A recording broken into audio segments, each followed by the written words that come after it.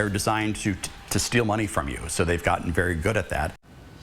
Well, they start with a random message or email, but they often have sinister motives. Cryptocurrency scams have become so common, Americans are losing $6 billion to them nationwide. But one detective with the Spokane Police Department is on a mission to help you spot these scams and avoid becoming the next victim so you don't lose your life savings like so many others already have. Who here has gotten a phone call, an email, a text message from someone you don't know, pretending either to know you or that you owe them money or that you got a package that's waiting for?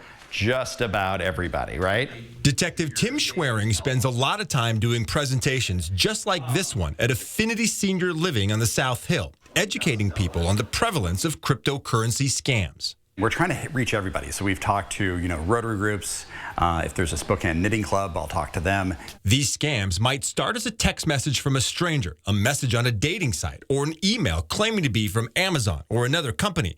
What they're looking for is a response. So you, as nice people, will say, sorry, you have the wrong number. That first off confirms that there's a real person at the end of that phone number for them, for the scammers. But second, then that gives them the opportunity to respond to that. And Detective Schwering says these scammers are willing to play the long game.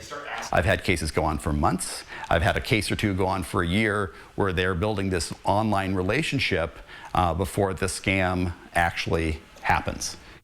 After building a relationship over time and creating a story like needing money to pay for a surgery, The scammers will ask you to send them cryptocurrency, whether from your computer or a Bitcoin ATM machine. Now, surprisingly, these Bitcoin ATMs are all over town. They allow you to purchase Bitcoin, then transfer it to someone's digital wallet. And here's the thing, that crypto is likely being sent to countries that won't work with U.S. law enforcement. We can't, seize that account. We can't charge anybody. We can't arrest anybody. It's gone.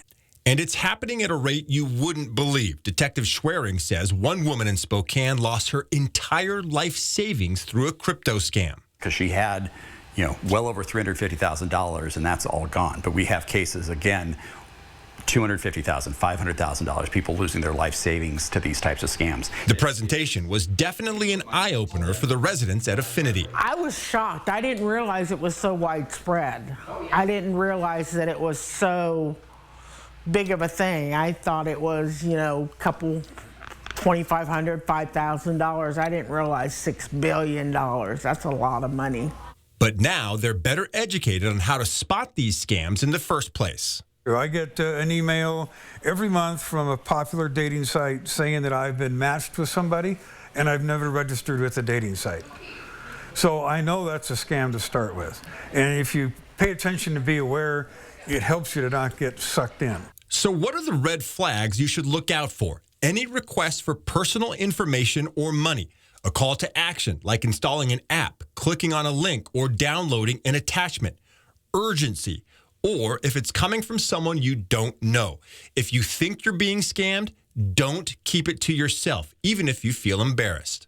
These types of scams work best in secrecy because if you start talking to your neighbor or your friend and you're saying these types of things are going on, your friend's more than likely going to be saying, I don't think the U.S. Marshals are going to be executing a search warrant on a retirement home to arrest you. And if you've lost money, let law enforcement know about it and stay away from anything asking you for crypto. That's my big red flag. I'm not going to do anything with Bitcurrency.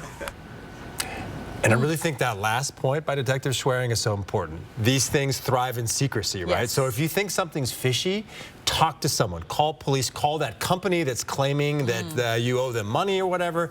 And pretty soon you're going to figure out this is probably a scam. A lot of people think scam and they associate it with, I know you mentioned a relationship or romance scams. Yeah. And that can sometimes make you embarrassed. Right. But it's so important to not feel embarrassed. We all get these phone calls. We all get these emails. And it's not just happening to senior citizens either. He says they've seen plenty of people in their 20s and 30s falling for these types of things too. That's right, $6 billion. All right, thanks, Derek.